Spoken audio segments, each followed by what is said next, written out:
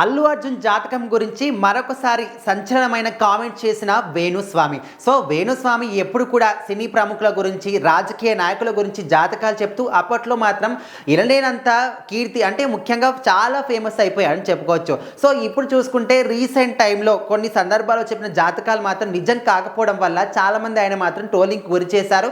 అదేవిధంగా ఆయన కూడా నేను మళ్ళీ ఎవరి జాతకాలు కూడా చెప్పాను, సో ఇట్లా రకరకాలు చెప్పినప్పటికీ మళ్ళీ కూడా జాతకాల్లో వేలు పెడుతూ ఉన్నాడు. సో ఇప్పుడు చూసుకుంటే ఇక్కడ ఏదైతే సంధ్యా థియేటర్ దగ్గర ఒక ఇష్యూ జరిగిందో, అక్కడ రేవతి అనే మహిళ చనిపోయింది. తన కుమారుడు ఇప్పటికి కూడా ఇంకా హాస్పిటల్లోనే విషమ పరిస్థితిలో ఉన్నాడు. సో చాలా మంది కూడా ఏమంటున్నారంటే అల్లు అర్జున్ జైలుకి వెళ్ళి వచ్చిన తర్వాత ఏదో ఘనకార్యం చేసినట్టు ప్రతి ఒక్క సినిమా ప్రముఖుడు కూడా ఆయన ఇంటికి వెళ్ళి పరామర్శించడం, ఆయనతో మాట్లాడడం ఇదంతా కూడా చేశారు.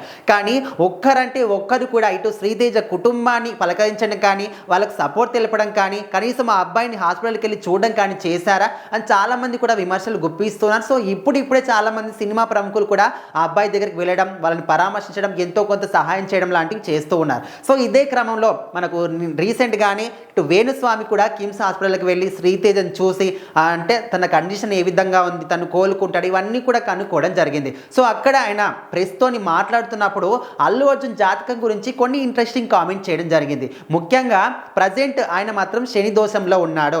శని గ్రహం ఆయన మీద ఉండడం వల్ల ఆయనకి ఈ విధంగా ఖచ్చితంగా తప్పవు, ఇంకా కొన్ని రోజుల పాటు కూడా ఇలాంటివి ఖచ్చితంగా ఉంటాయి, కొంచెం జాగ్రత్త తీసుకోవాలి అల్లు అర్జున్ అనే విధంగా చెప్తూ నెక్స్ట్ ఇయర్ మార్చి 29వ తారీఖు వరకు కూడా ఆయనకి ఇదే విధంగా ఉంటుంది, జాగ్రత్తగా ఉండాలి, జాగ్రత్తలు వహించాలనే విధంగా చెప్పాడు. ముఖ్యంగా అటు శ్రీతేజ కుటుంబానికి వాళ్ళ నాన్నతోని కూడా మాట్లాడి 2 లక్షల రూపాయల చెక్ని కూడా వాళ్ళకి అందజేయడం జరిగింది. సో ఏమాత్రం అంటే అధైర్యం పడకండి, ఖచ్చితంగా తొందరలోనే కోలుకుంటానని చెప్పి వాళ్ళ నాన్న మాట్లాడితే తప్ప పిల్లాడు ఎవరు మాట్లాడినా కూడా స్పందించడం లేదంట. సో మొత్తానికైతే వేణుస్వామి వాళ్ళతో మాట్లాడి 2 లక్షల రూపాయలు అయితే ఆ కుటుంబానికి హెల్ప్ చేశాడు. అదేవిధంగా మీడియాతో మాట్లాడుతున్న క్రమంలో అల్లు అర్జున్ గురించి, ఆయన జాతక గురించి ఇంట్రెస్టింగ్ కామెంట్స్ కూడా చేశాడు.